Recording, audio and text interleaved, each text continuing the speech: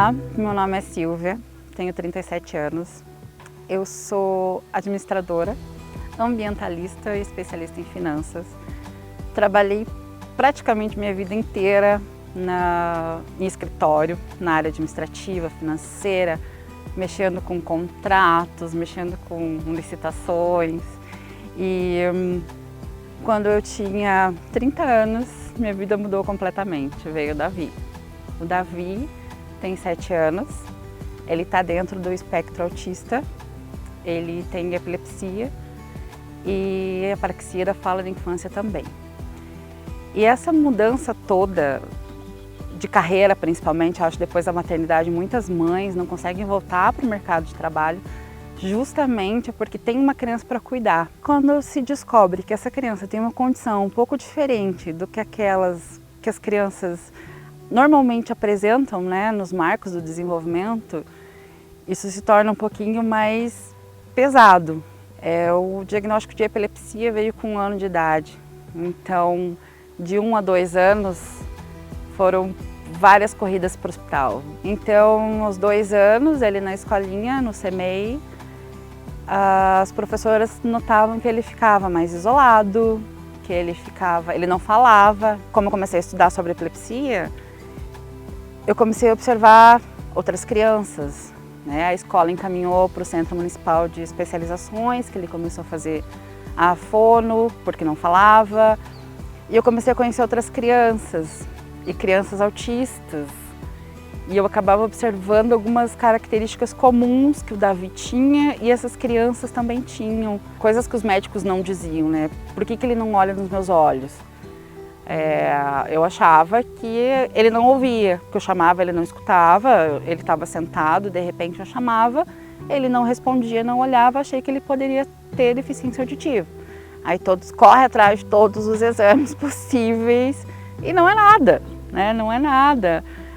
Mas eu acho que a gente acaba assim, tentando, tem alguma coisa física, né?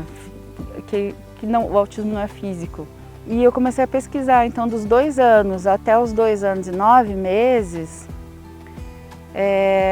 eu procurei neurologistas, psiquiatras infantis, e eles me diziam a mesma coisa, assim, não, mãe, isso é coisa da tua cabeça.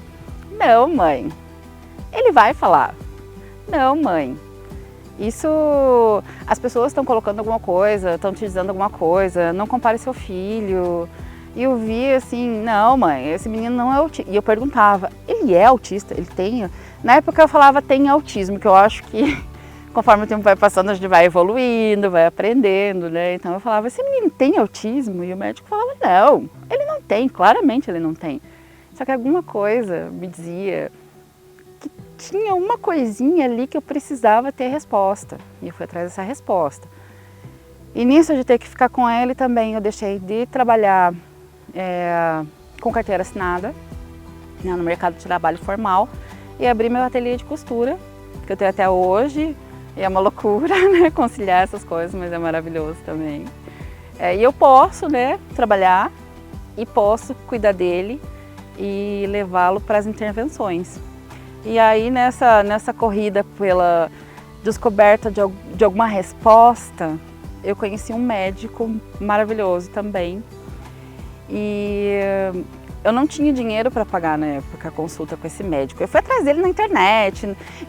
Eu acho que eu falo para algumas mães, não tenham medo, não sintam vergonha de absolutamente nada. Vão atrás, corram atrás. O não você já tem, a gente se humilha mesmo, a gente precisa fazer isso pelos nossos filhos. E eu fui atrás dele na internet, mandei mensagem no Facebook e um certo dia ele me mandou mensagem, conversou comigo e atendeu meu filho assim. E me disse, você paga quando você puder, vamos ver a criança. E aquilo, assim, foi a primeira pessoa, acho que o primeiro profissional humano mesmo, que viu o lado do meu filho, viu o lado da criança. E foi quando já foi certeiro, Davi tinha 2 anos e 9 meses. E aí ele me disse, o Davi é autista e ele vai ser autista pro resto da vida, né? Porque o autismo é uma condição neurocomportamental, uma condição da diversidade humana. A pessoa nasce autista, vai ser uma criança autista, vai ser um adolescente autista, um adulto autista. E a partir daquele momento foi uma mistura de alívio, né? Saber agora eu sei o que meu filho tem, aliás, que ele tem não, quem ele é realmente e o que eu vou poder fazer por ele, né? E agora, o que eu vou fazer por ele para ele ter qualidade de vida? E também um misto de desespero, assim, porque tá, e agora, né? Para onde que eu vou? O que eu faço? Quem que eu procuro? No dia seguinte eu corri já para conseguir intervenção para ele, que a gente luta muito e tenta fazer uma política de conhecimento também para os agentes públicos de saúde e de educação. A gente precisa muito diagnosticar essas crianças precocemente para que elas tenham intervenção precoce também. Quanto mais cedo elas intervirem, fazer as terapias, melhor vai ser a qualidade de vida delas, da família inclusive, porque não é fácil, não é nada fácil. Tem dias que chega em casa e vai fazer um monte de atividade. Tem dias que não quer sair da cama, né? Mas tem que estar lá, toda plena, porque teu filho precisa de você. Tem dias que a gente quer desistir de tudo, desistir de lutar por inclusão, porque incluir parece que é só um verbo lá no papel, que na prática as coisas são bem diferentes da teoria. Nós brigamos por saúde, nós brigamos por educação.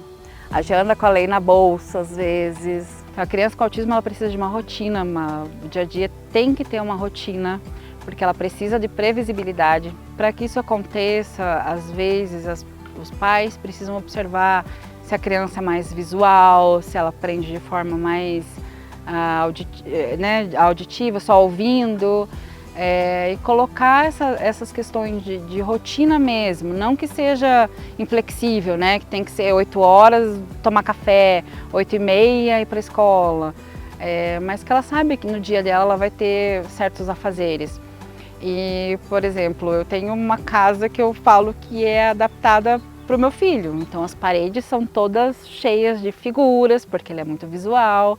E nós temos a nossa rotina. A gente vai dormir exausto, mas assim, olhando para eles com a certeza de que as nossas ações hoje vão fazer diferença lá na frente, com certeza. A gente precisa parar um pouco e observar o comportamento dos nossos filhos também. Eles são crianças, eles precisam de amor, de respeito, entender e levar essa palavra de entendimento e respeito para as pessoas também. A gente sabe que a aceitação não é fácil. É muito importante a gente buscar pessoas que estão passando pelo que a gente está passando e pessoas que já passaram por aquilo, que já aceitaram e pessoas que estão vindo também depois da gente e formar uma rede de apoio mesmo, criar grupos, sair às vezes passear no parque, fazer um piquenique. A gente sabe às vezes que é difícil, mas vai lá, 5 minutinhos, 10 minutinhos, porque a gente sabe que a família de sangue nem sempre vai estar com a gente. Graças a Deus eu tive minha família, mas tem pessoas muito próximas que não aceitam até hoje. Vejam, são 4, 5 anos já de diagnóstico e até hoje tem pessoas que falam, capacitistas, que acabam falando do probleminha dele, porque você não procura cura, porque você não vai atrás de medicamento que possa curar. Então, por mais que seja difícil de bater nessa tecla de inclusão, de aceitação, muitas pessoas da família talvez passem muitos anos, né, sem aceitar. E talvez o que é mais bonito disso tudo e que o Davi me ensinou na prática, o que ele me ensina na prática é não subestimá-lo de forma alguma. Que ele pode muito mais, mas muito mais do que eu imagino. Ele é uma pessoa com sonhos, com desejos, com vontades próprias. Não é, eu acho que ele quer comer um morango. Não, ele vai lá e vai pegar uma uva, porque ele prefere uva, não sou eu que determino o que ele quer ou não. Não sou eu que determino se ele sabe contar até 5, se ele sabe contar até 10, que já aconteceu. E eu falei, aí que pegou. Falei, vamos contar de 1 a 5, e ele foi até o 20. Falei, nunca mais eu subestimo meu filho, porque ele pode, e ele pode tudo, tudo, tudo. A gente passa por situações assim de preconceito muito grandes, porque o autismo ele tem algumas características diferentes de crianças típicas. Por exemplo, eles têm comportamentos repetitivos, estereotipados, então às vezes eles vão fazer flapping se eles estiverem felizes, se eles quiserem se regular também, ficarem tranquilos, às vezes vocais inclusive. E a gente tem uma sociedade que não está preparada para o diferente. A sociedade não está preparada para o que não é o padrão que foi criado por ela durante todos esses anos. Então, quando uma criança for ao mercado, por exemplo, e essa mãe, até levar essa criança no mercado, ela trabalhou com essa criança, a sensibilidade auditiva, ela levou essa criança durante meses para uma loja, em horários que não são comerciais, para essa criança começar a entender o que é mais pessoas, 2 pessoas, 3 pessoas, mais pessoas no mesmo ambiente. Essa mãe, de repente, assim, tá apavorada porque tá indo com a criança no mercado pela primeira vez ou pela milésima vez, porque quando você já vai há muito tempo, você já sabe o que vai acontecer. E aí você se prepara para responder de uma forma educada e respeitosa às outras pessoas. Mas aí essa criança tem uma estereotipia vocal, por exemplo, está muito feliz porque viu uma fruta que gosta, um brinquedo, alguma coisa que come, ou assim, não vai ficar parada no carrinho, né? Você vai empurrar, às vezes sim. Então a gente lida com essas situações improváveis e pessoas improváveis também. Pessoas que acolhem e pessoas que têm medo, que se colocam de lado, que tiram suas crianças de perto. E já aconteceu muitas vezes. O Davi está muito feliz, foi comprar um sorvete e deu um grito de felicidade e a mãe tirou a criança de perto. E no mercado às vezes acontece. Agora as pessoas já conhecem a gente vai no mercado e ele é muito bem acolhido por quase todo mundo, porque as pessoas ainda têm essa resistência a mudar o padrão imposto ao longo dos tempos, assim.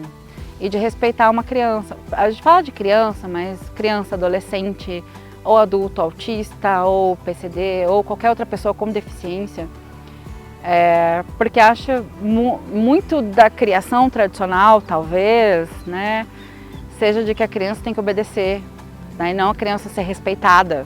Você fala não para a criança se joga no chão. Às vezes não é uma birra, às vezes é uma crise. Então entender que a gente realmente precisa respeitar não só as crianças autistas, adolescentes, adultos, outras pessoas com deficiências visíveis e não visíveis também, principalmente. Respeitar, entender e acolher. Eu acho que o acolhimento e o respeito são a peça-chave para que a gente possa viver numa sociedade diversa, porque é isso que a gente é, uma sociedade diversa. E nós não vamos deixar nossos filhos trancados em casa mais, nunca mais. O que eu espero para o Davi, e que eu acho que eu luto todo dia por isso, é que ele tenha qualidade de vida, que ele tenha uma vida com autonomia e independência, para que ele possa fazer sozinho as escolhas dele, para que ele possa lutar sozinho por um mundo mais inclusivo, por uma sociedade mais inclusiva. E a gente espera, eu espero enquanto mãe, que essa sociedade seja realmente mais inclusiva, que nós não tenhamos que brigar por direitos básicos que são negados todos os dias. Mães que relatam exclusão nas escolas, que relatam bullying de outros alunos, de profissionais da saúde. Nós esperamos, eu espero que todos os profissionais sejam capacitados para atender em rede pública, rede particular, que nós tenhamos investimentos em educação, em saúde também, que nós tenhamos uma rede de apoio da sociedade em si, que a sociedade não nos exclua por sermos mães briguentas ou por nossos filhos terem uma condição neurológica, atípica, que não seja como dos filhos deles. E os filhos dessas pessoas, seus filhos, eles podem aprender muito com os nossos filhos. E para a gente construir uma sociedade mais digna para todas as crianças que vão crescer, a gente precisa incluir, respeitar e acolher as diferenças. A diversidade existe.